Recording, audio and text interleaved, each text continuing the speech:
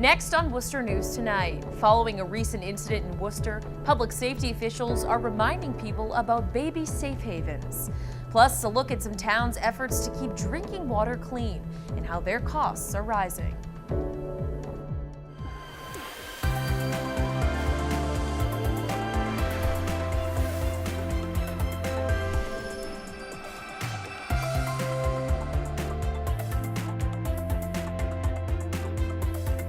Good evening and thank you for joining us. I'm Anna Botari.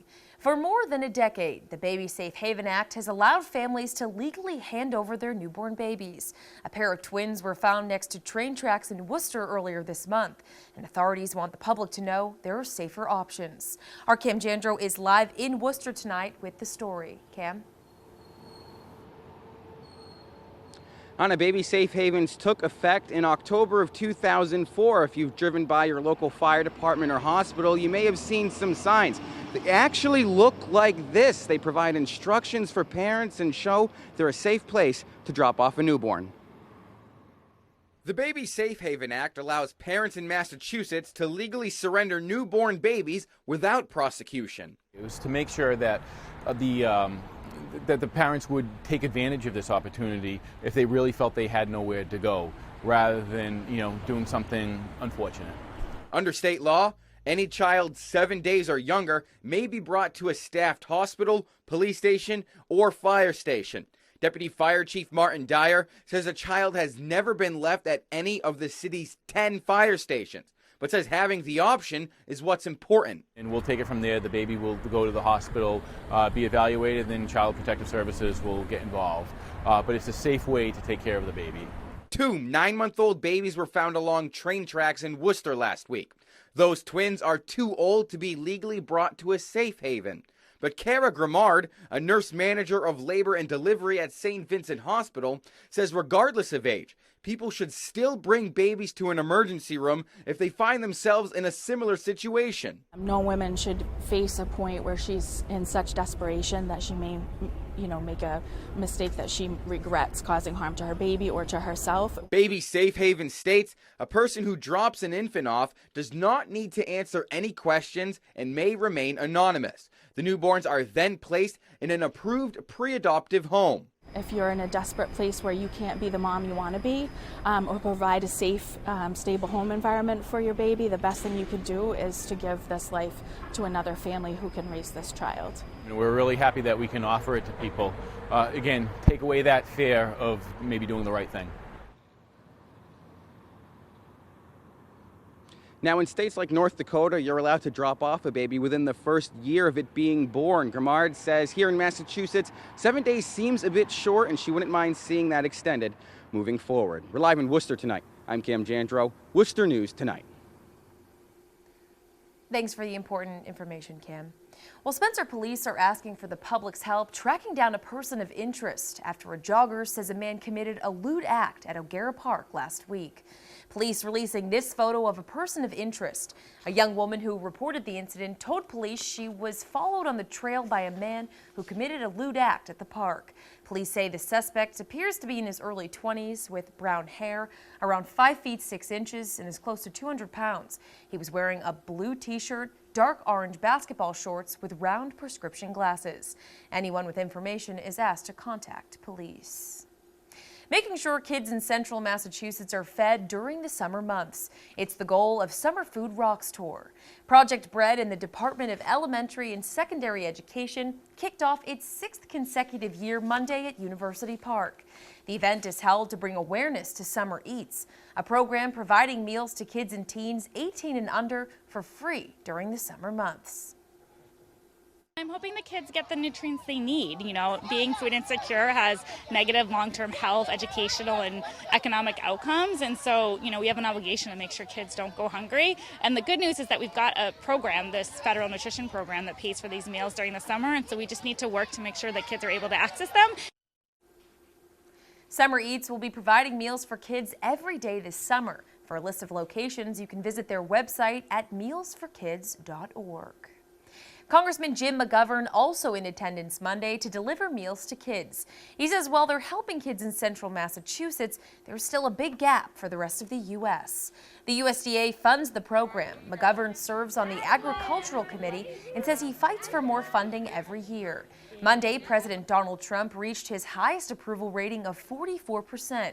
But McGovern is not congratulating the president. He says food insecurity is an example of something President Trump is not working hard enough to eliminate. We're the richest country in the world, and yet there are 40 million people who are food insecure or hungry. We got to fix that instead of having a president who tries to divide this country. So, I don't know. 44% is still failing, but I think he's doing a lousy job. McGovern says he does not think that President Trump is doing a good job. Immigration authorities are ready to identify, detain, and eventually deport approximately 1 million undocumented immigrants with pending removal orders. This is according to the Trump administration's top official at U.S. Citizenship and Immigration Services. Meantime, a recent report by the Pew Research Center says only 5 states saw a significant increase in undocumented immigrants between 2007 and 2017. Of those states, Massachusetts had the biggest increase, but immigration attorney Randy Feldman says ICE plans on focusing on 10 cities, and Worcester is not one of them. They're going to look for people who came in this rush of people, generally from Central America, over the last 3 years, who had expedited court hearings, who didn't attend the expedited court hearing, or at the end of it were ordered deported, and who didn't leave. Massachusetts has several so-called sanctuary cities who do not assist federal immigration authorities in making arrests. Worcester is not a sanctuary city. Costs are rising for clean water. Several area towns are making upgrades to their systems and building water filtration plants to deal with dirty water. And ratepayers feel the effect. Our Chandler Walsh has the story.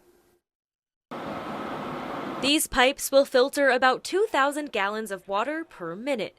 The town of Webster's new water filtration plant is months away from coming online. Webster has had a number of years that they've experienced dirty water, brown, discolored water, and it has to do with the iron and manganese concentrations in the groundwater. Water rates have risen at least 8% over the past few years to fund the $10 million project. The town says it's the price to pay for clean water. You always get a little bit of pushback when rates go up, but I think people realize that in order to fix the issues that we have in town and to reduce the number of dirty water calls that we get, we're going to have to spend some money. Half of Webster's wells have iron and manganese concentrations above the state health advisory and have been turned off. Water Superintendent Greg Woods says several other central Massachusetts towns are also facing similar problems.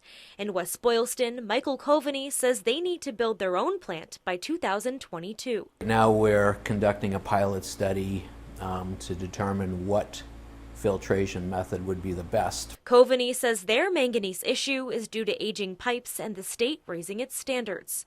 Water rates here have also been increasing. We have several other major water main projects that are ongoing. The system is very old, and we try to replace a half a mile of water main a year. Once Webster's plant is running, water will come in through these green pipes, get filtered and disinfected, and come out clean through the blue pipes. Which will clean up the iron and manganese concentrations from 6 of the town's wells, and then provide water that meets and exceeds the state's regulatory requirements. The town of Webster expects water rates have leveled off, but do plan to gradually increase them to avoid a spike in rates in the future. Here in West Boylston, the town is planning to apply for a state grant to cover costs. All of their wells are on, and Coveney says water is safe to drink. In West Boylston, Chandler Walsh, Worcester News Tonight. In an effort to make sure people are prepared for disasters, the AllState Foundation is partnering with the American Red Cross's Massachusetts region. 36 AllState agencies throughout the state are distributing 1,500 disaster preparedness kits to the community, including Worcester's branch on Main Street. AllState says natural disasters can strike at any time, and unfortunately, most people aren't prepared for one. They hope these kits will include an emergency blanket, flashlights, first aid kit, and local resources from the American Red Cross will help make it a little easier. Statistically, 85% of families really don't have a plan ready for when a disaster happens. And so we want to make sure that they're aware of what they can do in order to, stay safe for them and their family. Participating AllState agencies will also be donating $20,000 to the American Red Cross Massachusetts region to support their disaster response efforts. This week, the city of Worcester is breaking ground on a new ballpark for the Boston Red Sox AAA affiliate. A ceremonial groundbreaking for Polar Park is planned for Thursday. The club announced last year it's moving from Pawtucket, Rhode Island. They plan to play its first season in Worcester in 2021. City Manager Ed Augustus says during the ceremony, people can get a sneak peek at more completed ballpark plan. People also get for the first time a peek at some of the renderings of the ballpark. The ballpark renderings people have seen to this point are not, they were just a master plan kind of placeholder. They'll actually see the first renderings of the ballpark on Thursday. Augustus expects the leadership team of the Worcester Red Sox, representatives of the Boston Red Sox, and the governor and lieutenant governor to be a part of the historic day in Worcester. About a dozen kids hit the pool today for the city's first day of free swimming lessons. Lessons are held at the Crompton Park Pool in Worcester. A 5-day program of lessons will run for 8 weeks. The first group starts at 9:30, the second at 10:30 a.m. The city says children can participate in 1 week of lessons or multiple. Well, it's safe to say we're not known as the best drivers in the country, and it looks like the rest of America agrees. Out of 200 cities, Boston is near the very bottom at 198, just behind Worcester at 197. The safest city is Brownsville, Texas. The worst is Baltimore.